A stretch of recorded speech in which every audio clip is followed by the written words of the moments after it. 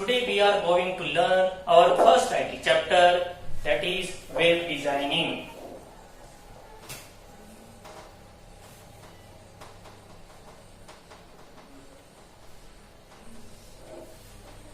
So student, what is web designing?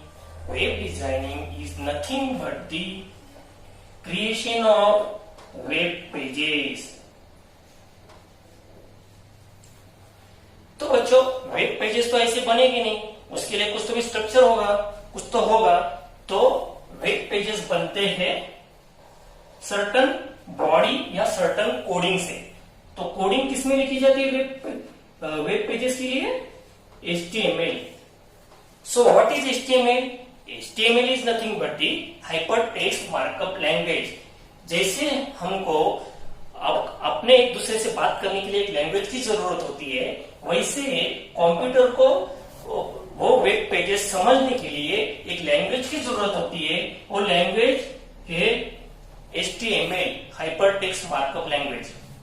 So hypertext markup language क्या करता है? Web pages बनाने के लिए जो बॉडी लगती है, वो बॉडी का डिजाइन कौन करता है? HTML, मतलब हाइपरटेक्स्ट मार्कअप लैंग्वेज। और सबसे दूसरी बड़ी बात, HTML एक स्टैटिक प्रोग्राम है। और स्टैटिक का मतलब क्या कि हो उसमें ना तुम चेंजेस कर मतलब तुम आगे जा सकते हो ना पीछे जा सकते हो, एक स्ट्रक्चरल वेब पेज बना सकते हो। तो वो क्या है? Static. Now guys, web pages सिर्फ इतना बनाने से चलेगा क्या? तो नहीं। सोचो, हमने एग्जांपल लिया, एक कार का एग्जांपल लेते हैं हम। सपोज है तुम्हारी एक कार है, सपोज है तुम्हारी एक कार है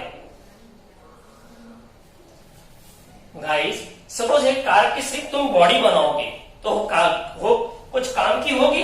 तो नहीं होगी। सपोज है कार की बॉडी को हम रेफर करते हैं एज ए HTML। मतलब वेब डिजाइनिंग के वक्त सिर्फ बॉडी बनाने से कुछ फायदा है? तो नहीं है। कार को अच्छा दिखने के लिए क्या चाहिए? कलर, ब्यूटीफुलनेस, ठीक है। सो वैसे ही हमारे वेब पेजेस को ब्यूटीफुल बनाने के लिए एक चीज डिजाइन की है, उसको बोलते हैं CSS। CSS का मतलब क्या है बच्चों? Cascading style sheet. इससे एक बार मैं आपको बताता हूं, CSS का मतलब है कैस्केडिंग स्टाइल शीट। CSS में क्या होता है? CSS वेब पेजेस को ब्यूटीफुल बनाता है, उसको कलरफुल बनाता है। तो आप बोलोगे ये क्या है ब्यूटीफुल और कलरफुल? सपोज आप आपके आंखों के सामने एक वेब पेज लाओ, उस वेब पेज में सपोज मेरे राइट हैंड साइड पे होम टैब है, फाइल टैब है, उसको आपको लेफ्ट हैंड साइड पे लेके जाना है। तो आप डायरेक्ट उठा के लेके जा सकते नहीं है, और HTML में तो ऐसा हो नहीं सकता। तो उसके लिए किसकी जरूरत पड़ेगी? CSS की जरूरत पड़ेगी। सपोज मेरे को सबमिट बटन जैसा एलिमेंट है, वो मेरे को जितना एंड पॉइंट पे है उतना ना होके ऊपर लाना है, तो मेरे को किस चीज की जरूरत पड़ेगी? CSS की। मतलब आपका वेब पेज सिर्फ बॉडी बनाने से कुछ फायदा है? तो नहीं है। उसको ब्यूटीफुल बनाना है क्योंकि वो इंटरैक्टिव दिखना चाहिए। सही बात है। मतलब आपको CSS जरूरी है। थर्ड पॉइंट जो वेब डिजाइनिंग में सबसे अच्छा है और सबसे इंपॉर्टेंट है, JS, मतलब जावास्क्रिप्ट। अरे जावास्क्रिप्ट है क्या? जैसे हमने यहाँ पे एक कार का एग्जांपल लिया, उसको कार को सिर्फ बॉडी या कलरफुल बनाने से कुछ फायदा है? वो गाड़ी तो चलनी चाहिए, नहीं तो एक जगह पे रुक के उसको फायदा क्या? इसलिए गाड़ी को हम क्या देते हैं? इंजन देते हैं, ठीक है, इंजन देते हैं, उसको टायर बिठाते हैं, ठीक है, मतलब वो गाड़ी रन हो सके।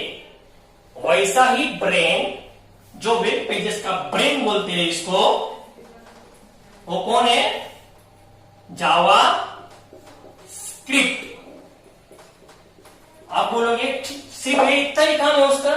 तो नहीं बच्चों, जैसे मैंने यहाँ पे मेंशन किया था, HTML के कोडिंग से सिर्फ हम स्टैटिक पेजेस बना सकते हैं, वैसे ही हम उस स्टैटिक पेजेस को डायनामिक कैसे बनाएंगे? डायनामिक कैसे बनाएंगे? जावास्क्रिप्ट से। और एक बात आपको यहाँ पे मैं बताना चाहता हूं, जैसे HTML कोडिंग में मैथमेटिकल और अरिथमेटिकल, लॉजिकल ऑपरेशंस होते नहीं है।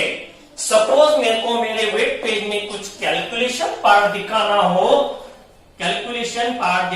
हो तो मैं HTML का यूज नहीं कर सकता।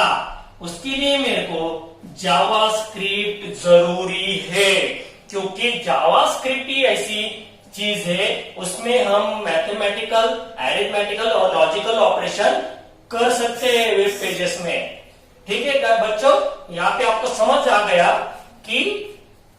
होगा कि HTML, CSS और जावास्क्रिप्ट मिलके ही आपका एक वेब पेज डिजाइन होगा। Perfect, powerful and beautiful web page design होगा। कब? जब आप HTML plus CSS plus JS का यूज करोगे। ठीक है, आप यहाँ पे आपका वेब पेज बन गया, लेकिन अभी आपको आपके फ्रेंड को बताना है कि मेरा तो वेब पेज बन गया है, आप वो देखो। फिर ये वेब पेज दिखेगा कैसे, अभी हम वो सीखेंगे।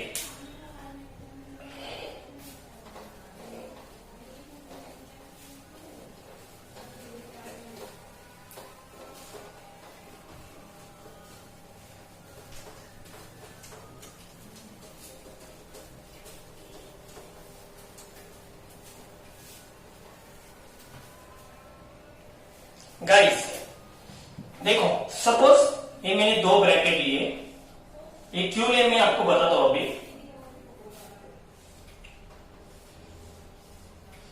गाइस अभी मैं आपको आपका वेब पेज आपके फ्रेंड्स को देखने के लिए क्या प्रोसीजर होती है बैकएंड में, वो सिखाता हूं।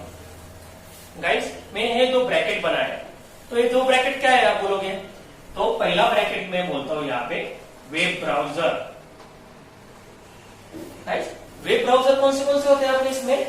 पहला होता है क्रोम, होता है इंटरनेशनल, होता है मोजिला फायरफॉक्स होता है, और आपके मोबाइल में आप ओपेरा भी यूज करते होंगे। ये जो वेब ब्राउजर है ये सब मैं बोलता हूँ यहाँ पे विंडोज वेब ब्राउजर बोलता हूँ यहाँ पे, क्योंकि ये सब कुछ चलता है विंडोज पे। ठीक है, ये विंडोज वेब ब्राउजर है। वेब ब्राउजर से क्या होगा, आपकी एक रिक्वेस्ट आप भेजोगे वेब सर्वर को। आप बोलोगे ये रिक्वेस्ट क्यों भेजना है? सपोज मैंने यहाँ पे लिया, आपने एक वेबसाइट बनाई है वेब डिजाइनिंग से www.gps.com। ठीक है, ये वेबसाइट बनाई है आपने, और आपके फ्रेंड्स को ये वेबसाइट देखनी है, तो वो क्या करेंगे, उनकी जो वेब ब्राउजर है उसकी URL में ये एड्रेस डालेंगे, वो एड्रेस जाएगा वेब सर्वर पे। अभी गाइस आप बोलेंगे ये वेब सर्वर क्या है? तो web server is nothing but the one type of super computer. उसकी जो कैपेसिटी रहती है वो टेराबाइट्स, मिलियंस ऑफ टेराबाइट्स में रहती है।